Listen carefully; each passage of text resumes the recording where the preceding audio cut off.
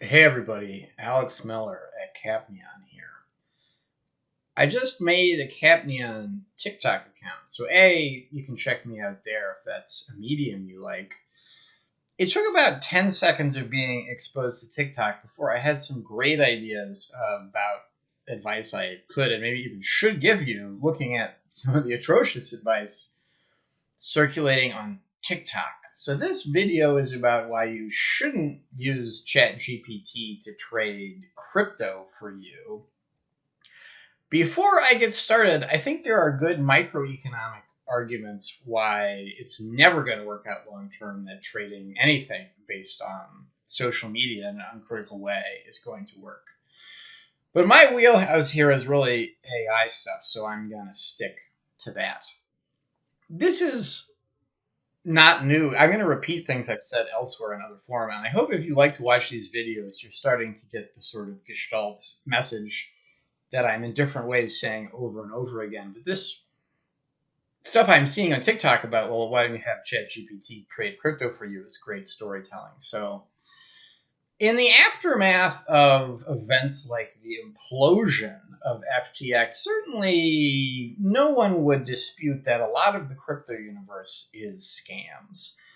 And I've had the experience, even talking to smart, honest people, that they're repeating things that I'm pretty sure they got from somebody who was a scammer, or they got from somebody who got it from somebody who was a scammer. There's just a lot of ugly propaganda out there. And if you're launching a coin, maybe you want people to buy it, whether or not there's any real value or whether it makes any sense. You're selling something.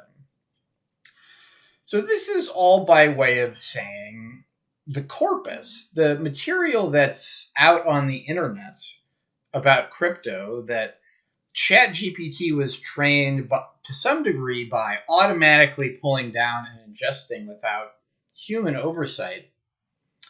That corpus is really flawed. It's full of a lot of bad advice that was put out there, maybe not by the person who clicked send, but somewhere back in the pipeline. It was put there with bad intentions.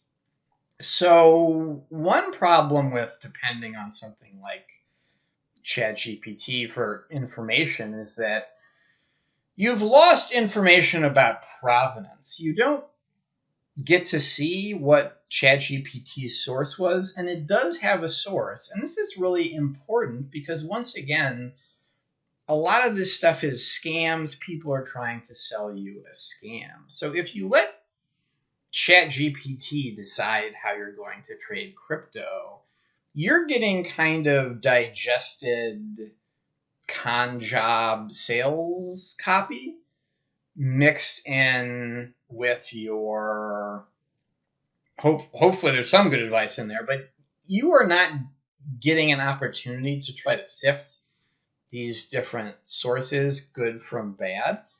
And then at the end of the day, the sort of prototype for all these scams is pump and dump. You're supposed to buy the thing at a high price, and somebody else, once they've sold a lot of their stuff at this new high price, a high price you created by being drawn to this thing and buying it, they're going to sell and get out of town because it's not actually sustainable. And the real driver of value was that they were outselling this thing to people and getting them to buy it and drive up the price. Which is to say that by buying the thing in the way at the time that this information demands of you, you're the bag holder, as they say in the crypto world and the broader universe of scams. So this is why you need to be careful with things like ChatGPT, because it's a pass through, and the crypto case, it could very easily be a pass through for propaganda for pump and dump scams, and you're not going to have the ability to look at different sources and evaluate which ones are good.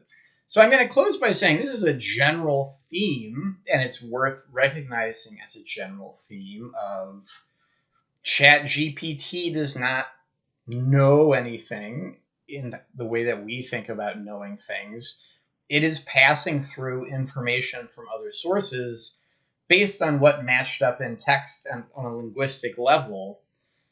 And that's dangerous exactly because, if you want true knowledge is a little bit about provenance. I know this is true because I can trace back where it came from to a source that I like. And if you lose that provenance, as you do when you're using ChatGPT, you can't. And once again, you're getting kind of malicious advice that you can no longer recognize as malicious advice. So be careful out there. And once again, please mash some buttons, whichever kind of platform you're on. If you're a TikToker and you hate LinkedIn, which is historically my primary venue, you check us out there. This is the first video that's going to get posted.